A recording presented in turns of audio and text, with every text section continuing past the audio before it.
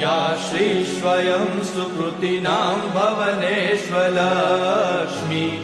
पापात्मनां कृतधियां हृदयेषु बुद्धि श्रद्धा सतां कुलजनप्रभवस्य लज्जा तां त्वां नता स्म परिपालय देवि विश्वम्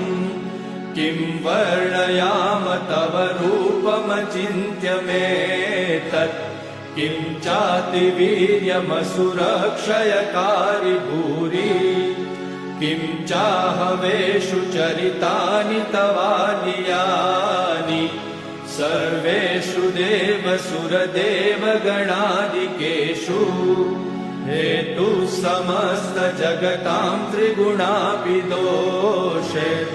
न ज्ञायसे हरिहरादिभिरप्यपारा